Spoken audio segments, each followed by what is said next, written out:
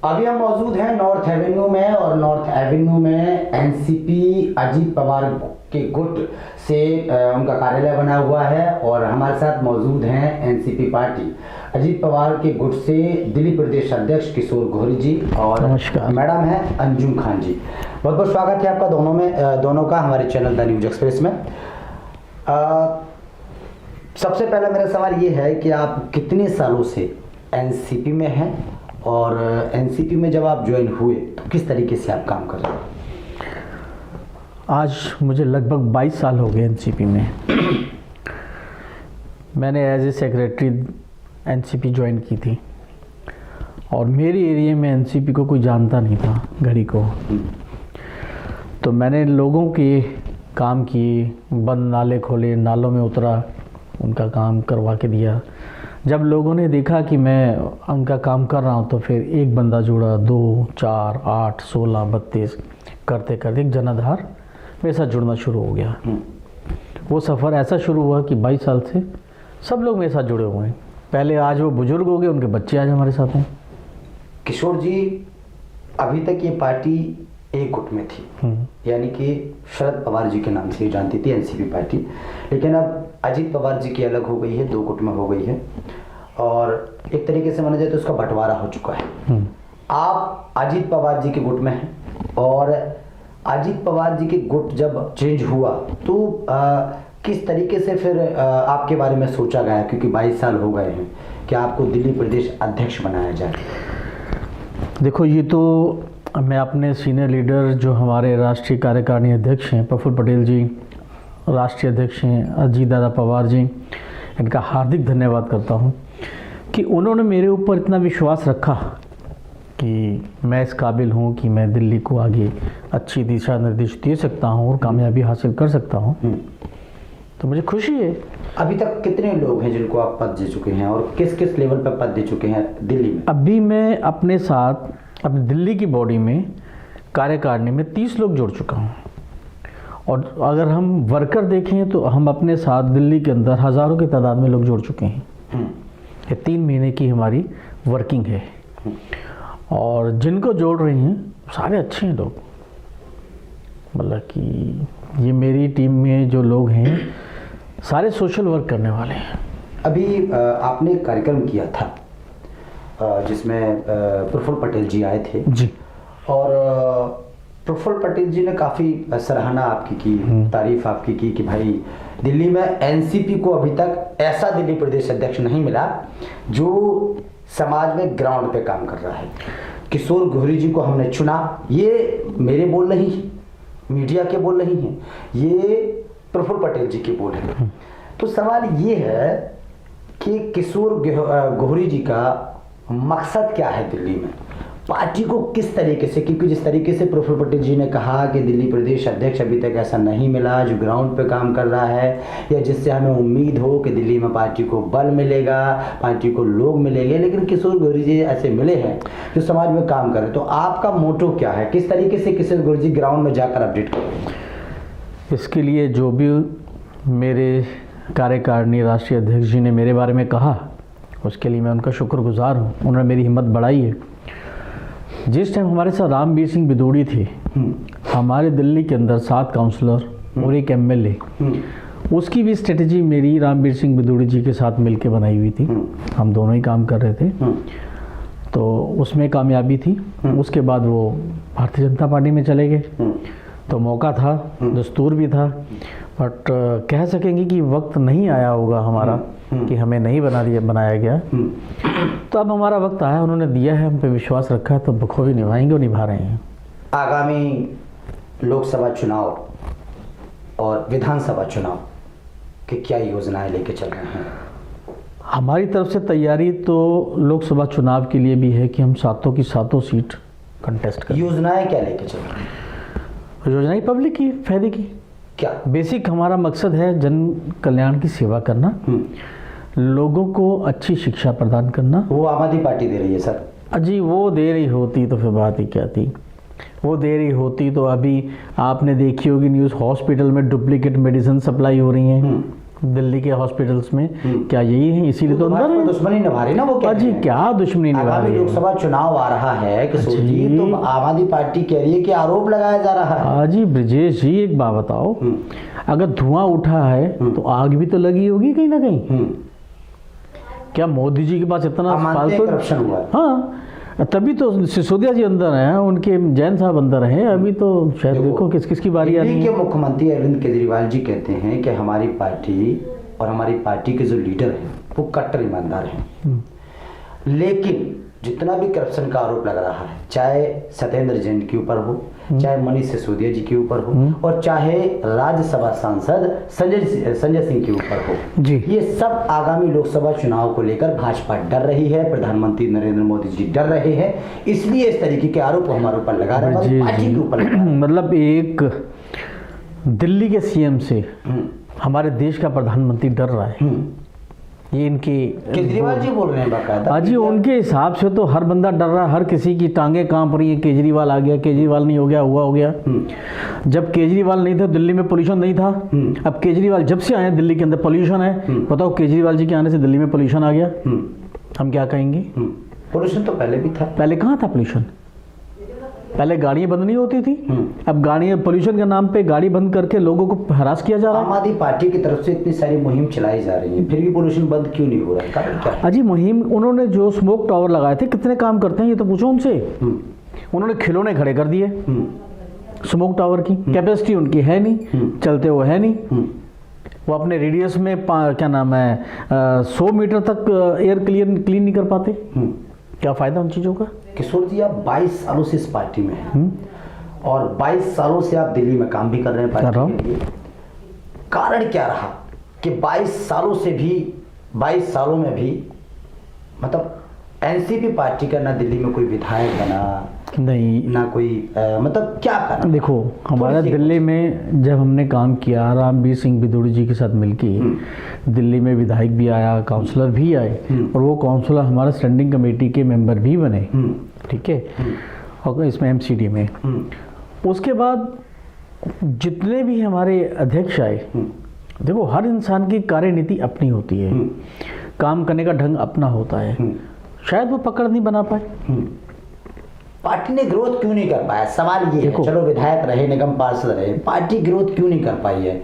और प्रफुल्ल पटेल जी को अब उम्मीद क्यों है आप पे? पार्टी में क्या होता है, पहले उम्मीद क्यों नहीं रही? पार्टी में क्या होता है, वर्कर को संभालने की जिम्मेवारी होती है स्टेट प्रेसिडेंट की।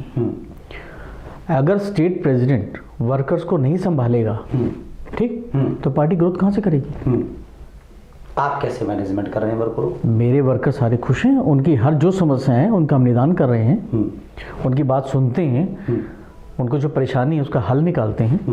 देखो 100 में से 10 काम वो नहीं भी होते, क्योंकि इस टाइम हम सत्ता में नहीं है दिल्ली के अंदर, बट हमारे जो सीनियर लीडर्स का आशीर्वाद है हमारे सर पे, कहीं दिक्कत आती है तो हम उनसे बात करते हैं। मतलब आप सलाह मशवरा करते हैं? हाँ, सलाह मशवरा करते हैं, हमारा साथ भी ना, उसकी आप कदम नहीं उठाते हैं? नहीं, वो तो देखो हाईकमान को तो नोटिस में लेके चलना चाहिए ना। पार्टी के और भी राष्ट्रीय लेवल पर जो लीडर हैं वो भी आपके साथ लगातार चल रहे हैं? हाँ, सभी साथ देते हैं, चाहे राष्ट्रीय महासचिव हों, चाहे, हाँ, सभी साथ देते हैं, कोई भी हमसे खिलाफ नहीं है, हम सबकी इज्जत करते हैं।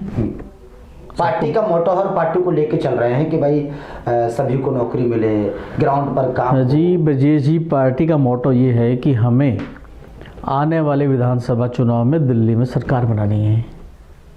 किन मुद्दों को लेकर? हाँ, वो 10 मुद्दे भी मेरी कमेटी फाइनल कर रही है, सबको सौंप रखे हैं, और ये आपको 26 जनवरी से पहले हम मुद्दे क्लियर कर देंगे 10 सूत्री कार्यक्रम पे जो हम लोग काम कर रहे हैं। अच्छा, आपकी पार्टी इंडिया गठबंधन है? हाँ, मैं एनडीए गठबंधन है ना आपकी पार्टी? जी। तो फिर आप कह रहे हैं कि एनसीपी को दिल्ली में सरकार बनानी है, एनडीए गठबंधन से है, भाजपा और आम आदमी पार्टी की और कांग्रेस की दिल्ली में टक्कर होती है, तो एनसीपी अलग से अपनी सरकार कैसे बनाएगी? देखो, एनडीए गठबंधन है, एनडीए गठबंधन है, बट इलेक्शन जो है अलग अलग लड़ेंगे, जैसा कि हमें ऑर्डर्स हुए, जैसा कि हमें पता चला। कुछ दिन पहले हमारे जो राष्ट्रीय अध्यक्ष हैं अजीत पवार जी ने भी ये बात क्लियर करी कि एनसीपी की जो आइडियोलॉजी है वो वही रहेगी, हम उसके साथ कंप्रोमाइज़ नहीं करेंगे। हाँ, एनडीए में हम लोग गठबंधन में हैं, लेकिन लोकसभा चुनाव के लिए नहीं, वो सेंट्रल में जैसा भी उनका आदेश रहेगा वो है। हाँ। गठबंधन में होने का मतलब ये नहीं है कि वो हमें कोई टिकट दे रहे हैं, हम उनके टिकट पे लड़ रहे हैं या कोई ऐसा हो रहा है। हमें अपनी फाइट करनी है, उनको अपनी फाइट करनी है। जीतने के बाद जो नंबर आएगा उसके हिसाब से। किशोर जी, अभी आपने एक नंबर जारी किया था जब गोष्ठी का कार्यक्रम किया था, उस नंबर का मकसद क्या था, क्या है? क्या लोगों को सिर्फ जोड़ना है, या उस नंबर के माध्यम से लोग अपनी समस्याएं भी बता रहे हैं, उन समस्याओं को भी आप ग्राउंड पर जाकर हल करते हैं? हाँ, उस नंबर से हमारे पास काफ़ी कॉल्स भी आई हैं, मैसेजेस आए हैं। हमारी वकीलों की टीम भी है और हमारे साथ कार्यकर्ता भी अच्छे जुड़े हुए हैं। हम उन मतलब जिस तरीके की समस्या होती है उस तरीके के बंदे को वो सौंपते हैं। वो नंबर कौन सा है? 9811422039। एक बार और रिपीट कीजिए। 9811422039। अच्छा, वो नंबर आपने कार्यक्रम में लॉन्च किया था जी। लोगों तक कैसे पहुंचेगा वो नंबर? वो पॉम्फलेट के जरिए, बाकी अपनी जितने भी मीडिया के लोग हैं, सोशल मीडिया के जरिए वो लोगों तक पहुंच रहा है। हमारे पास कॉल्स आनी स्टार्ट हो गई। किशोर जी, आपके पास मैं अभी आऊँगा। अंजुम खान जी, आप कितने सालों से इस पार्टी में हैं? मैं लगभग 6 साल से इस पार्टी में हूँ। 6 साल से। आप किस पद पे काम कर रही हैं? पहले मैं नेशनल में थी, लेकिन अब मुझे जो मेरे सीनियर्स ने आदेश दिए कि आप किशोर जी के साथ काम कीजिए, तो मैं अब दिल्ली में काम कर रही हूँ। तो जो इनके आदेश होते हैं, जो इनके हम लोग आपस में डिस्कस करके जो भी प्लानिंग करनी होती है, तो हम उसी हिसाब से दिल्ली की जनता को लेकर काम कर रहे हैं। अंजुम जी, दिल्ली में महिलाओं को लेकर बड़ा सवाल खड़ा होता है और केंद्र सरकार की तरफ से पुलिस है, केंद्र के अंडर में पुलिस है, और दिल्ली सरकार के अंडर में सीसीटीवी कैमरे हैं, तमाम चीज़ें हैं जो चलते नहीं हैं, जो आप कह रहे हो चलते नहीं हैं, लेकिन दिल्ली सरकार कहती है कि चलते हैं। सवाल ये पैदा होता है कि इतनी सुरक्षा व्यवस्था होने के बावजूद भी, दो सरकारें होने के बावजूद भी, भाई केंद्र की पुलिस है और दिल्ली सरकार के सीसीटीवी कैमरे हैं, सुरक्षाएं हैं, फिर भी महिलाओं और बच्चियों के ऊपर घटनाएं घटती जा रही हैं। तो क्या अंजुम खान जी, आने वाले वक्त में जब विधानसभा चुनाव यहाँ होगा दिल्ली में, तो आपके कुछ महिलाओं को लेकर मुद्दे हैं कि आप किस तरीके से महिलाओं को लेकर लड़ाई लड़ेंगी? अगर मान लीजिए आपने सोचा है, किशोर जी ने सोचा है कि हमें एनसीपी को इतना आगे बढ़ाना है, एनसीपी को दिल्ली में, कि आने वाले वक्त में एनसीपी की सरकार दिल्ली में हो, तो किस तरीके के मुद्दे महिलाओं के लिए रहेंगे, किस तरीके की कानून व्यवस्थाएं महिलाओं के लिए करेंगे आप? नहीं, जैसे आपने बात तो सही कही कि महिलाओं के लिए मुझे देखना चाहिए, लेकिन मैं पूरी दिल्ली को देख रही हूँ। महिलाएं नहीं, यहाँ अब तो आज के टाइम में पुरुष भी असुरक्षित महसूस करते हैं। वो इसलिए कि कुछ कानून उस टाइम के हिसाब से जो बनाए गए थे, वो कानून अब काम नहीं कर रहे हैं। उसको थोड़ा सा फेरबदल होना चाहिए मेरे हिसाब से। जैसे तो पहले कानून थे दहेज प्रथा, कि जो दहेज लेगा उसको अंदर अरेस्ट कर लिया जाएगा, है ना, लेकिन उस पर काम नहीं हो रहा। उसको महिलाओं ने हथियार बना रखे हैं। तो कुछ महिलाओं की गलतियां भी हैं, ये नहीं कहेंगे कि महिलाएं सारी अबला हैं। कुछ महिलाओं ने इस जो कानूनों का दुरुपयोग भी किया है। तो मैं उन्हीं सभी लोगों के साथ हूँ जो परेशान हाल हैं, चाहे वो पुरुष हो, महिलाएं हो, बच्चे हो, बुजुर्ग हो, कोई भी हो। परेशानी किसी के साथ भी आ सकती है। तो आप मेरे जो हेल्पलाइन नंबर मेरे अच्छा, समाज में आप जाती हैं जी, राजधानी दिल्ली में जब आप जाती हैं, ग्राउंड जीरो पर किशोर गोरे जी के साथ काम करती हैं, तो किस किस तरीके की समस्याएं महिलाओं के साथ देखने को मिलती हैं आपको? देखिए, सबसे बड़ी जो परेशानी है हमारे देश के अंदर, दिल्ली में देश के अंदर अनपढ़ वाली बात, इलिटरेट है। इस वजह से महिलाओं पुरुषों को या सबको अपने अधिकारों के बारे में पता ही नहीं है।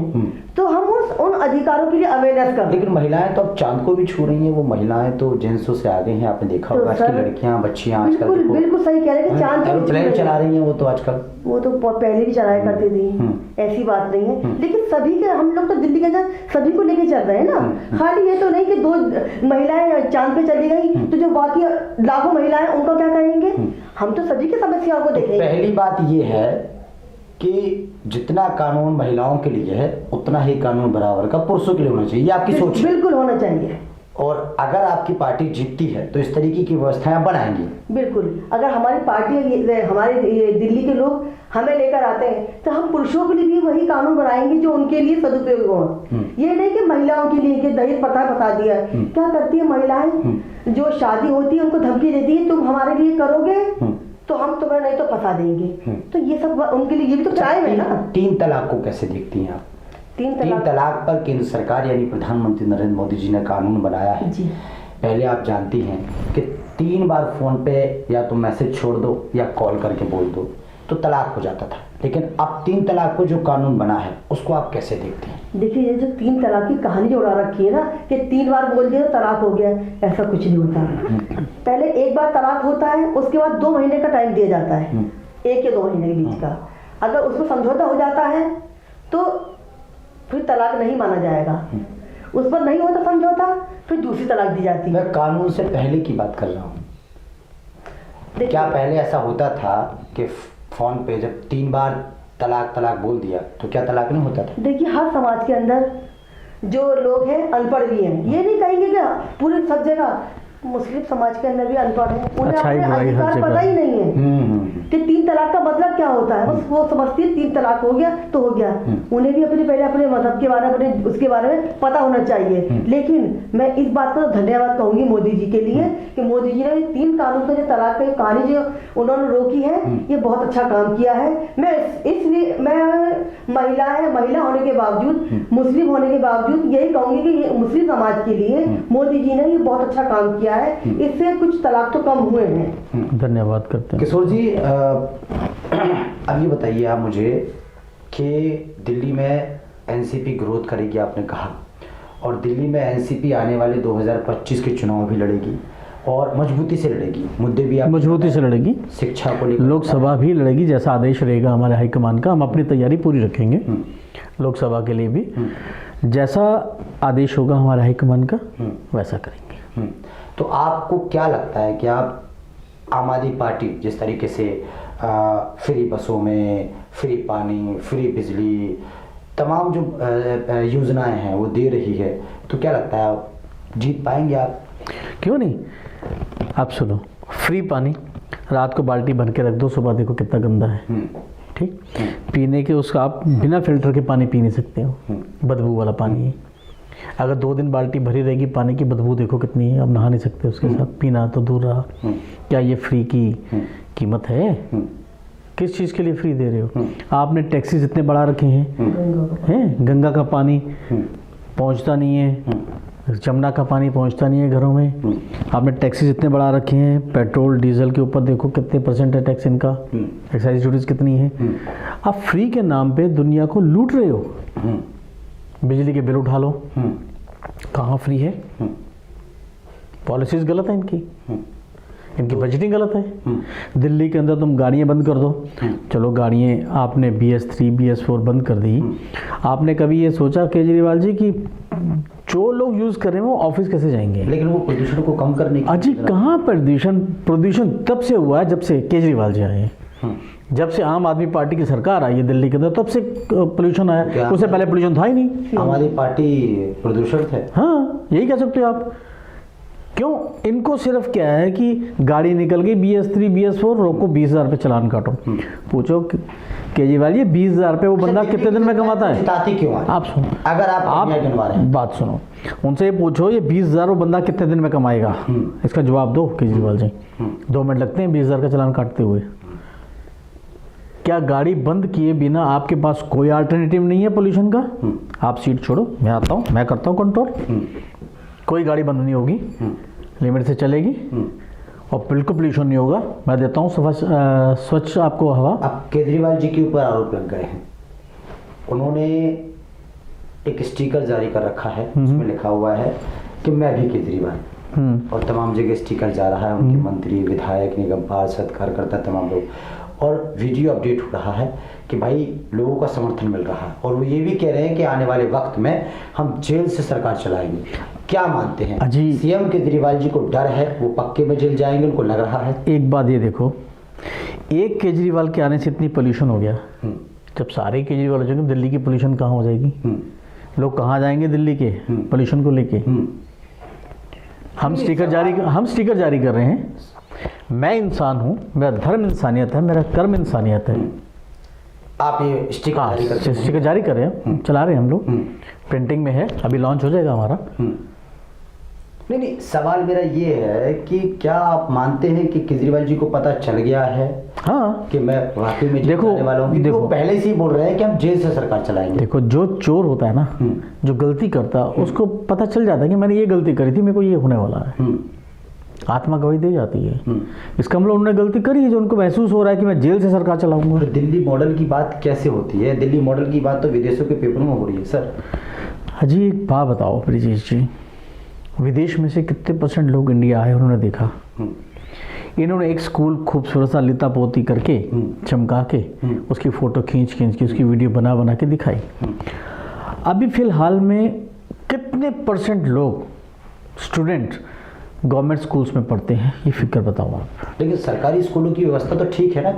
अजी सरकारी स्कूलों की ही मैं बात कर रहा हूँ, टीचर्स नहीं है। अगर इतनी व्यवस्था वो दावा करते हैं कि सही है, तो हर बंदा क्यों नहीं प्रेफर करता कि मैं अपने बच्चे को गवर्नमेंट स्कूल में पढ़ाऊं?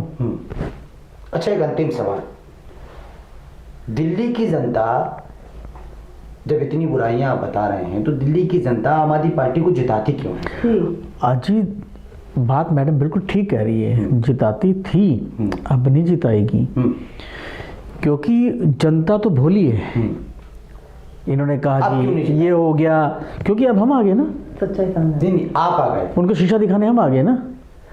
मेरे सब लोगों को ये पता है कि किशोर गौरी जो कहता है वो करता है, ये झूठ बोलता नहीं। ये मेरे नेताओं को भी पता है कि ना तो ये बेईमान, ना ये चोर, ना चुकारी, ना झूठ बोलता है। सच के डगर पे आज मैं यहाँ पहुँचा हूँ। देर से आया, कोई बात नहीं, अब आया हूँ ना, तो अब रुकूंगा भी और काम भी करूंगा, और दिल्ली में सरकार भी हमारी होगी, सीएम भी हमारी पार्टी का होगा। दिल्ली की जनता को कुछ संदेश? दिल्ली की जनता को ये संदेश है कि आप दिल्ली का भाग्य विधाता हैं। आपसे सिर्फ यही मैं हाथ जोड़ के प्रार्थना करूंगा, सच्चाई को पहचानो और सभी साथ दो, और हम आपका साथ दें। हम आपको स्वाभिमान से जीना सिखाना चाहते हैं। हम मूल्यों के रेट नियंत्रण करके आपको फ़ायदा देना चाहते हैं। चलिए, बहुत बहुत शुक्रिया आपका। तो किशोर गौरी जी हमारे से जुड़े हुए थे, और लगातार जिस तरीके से हमने कई मुद्दों पर चर्चा की, उन्होंने ये बताया है कि 22 साल मेरे को एनसीपी पार्टी में हो गया है, और अब एनसीपी पार्टी 2 गुट में हो गई है। तो अजीत पवार जी के गुट में ये दिल्ली प्रदेश अध्यक्ष हैं, और लगातार ग्राउंड जीरो पे जा रहे हैं। और आपने बीच में सुना होगा कि प्रफुल्ल पटेल जी ने लगातार इनकी तारीफ की, और ये कहा कि अब दिल्ली में एनसीपी को एक ऐसा दिल्ली प्रदेश अध्यक्ष मिला है, एक ऐसा व्यक्ति मिला है जो ग्राउंड पर काम कर रहा है, और कहीं ना कहीं आने वाले 2025 में विधानसभा चुनाव में हमें उम्मीद है कि एनसीपी को ग्रोथ मिलेगा, और एनसीपी चुनाव लड़ेगी, और कहीं ना कहीं एनसीपी जीत कर भी आएगी। लेकिन सवाल ये है, आप अच्छी तरह से जानते हैं कि आम आदमी पार्टी, दिल्ली के मुख्यमंत्री अरविंद केजरीवाल लगातार दिल्ली में तीसरी बार जीत के आए हैं, उनके तमाम विधायक जीत के आए हैं, और कहीं ना कहीं जितनी भी उनकी योजना है शिक्षा से लेके, लेकिन इसी बीच उनके ऊपर कई आरोप भी लग रहे हैं। उनके 2 मंत्री और राज्यसभा सांसद अभी जेल में भी हैं, करप्शन का आरोप भी लगा है, और अब दिल्ली के मुख्यमंत्री अरविंद केजरीवाल पर भी कहीं ना कहीं आरोप लगा है, और 2 बार ईडी ने उनको समन भेजा, 2 बार वो नहीं गए, लेकिन तीसरी बार अब क्या होता है तो आने वाला वक्त बताएगा। लेकिन तमाम बुराइयां एनसीपी पार्टी के दिल्ली प्रदेश अध्यक्ष किशोर गौरी और अंजुम खान जी बता रहे हैं कि दिल्ली में क्या व्यवस्थाएं हैं, ग्राउंड पर क्या है, दिल्ली मॉडल की जो बात विदेशों के में होती है वो कैसे होती है, और स्कूलों पर भी बात की, शिक्षा पर बात की। ये तो इनका कहना है, क्योंकि आपको ये लग रहा है कि विपक्षी पार्टियां हैं, आरोप पे आरोप लगाती हैं, लेकिन आने वाला वक्त बताएगा कि 2025 में किसकी जीत होती है, और आगामी लोकसभा चुनाव में एनसीपी किस तरीके से काम करेगी, एनसीपी किस तरीके से ग्रोथ करेगी, और 2025 में दिल्ली में एनसीपी कैसे चुनाव लड़ेगी, ये आने वाला वक्त बताएगा। लेकिन लगातार हम ये अपडेट देते रहेंगे, लगातार हम ये भी दिखाते रहेंगे कि किस तरीके से किशोर गौरी, एनसीपी पार्टी दिल्ली प्रदेश अध्यक्ष काम कर रहे हैं दिल्ली में, और किस तरीके से लोगों तक जाएंगे, लोगों को जोड़ेंगे, और किस तरीके से एक बड़ी योजनाओं के साथ आगामी लोकसभा चुनाव और विधानसभा चुनाव में लड़ाई लड़ेंगे। और एक उम्मीद है इनको कि हमारी सरकार बनेगी, हमारा मुख्यमंत्री बनेगा, हमारे विधायक बनेंगे। ये फिलहाल जनता के ऊपर है। आपकी क्या प्रतिक्रिया है इस पूरे इंटरव्यू पर, एक बार कमेंट बॉक्स में जरूर लिखिए।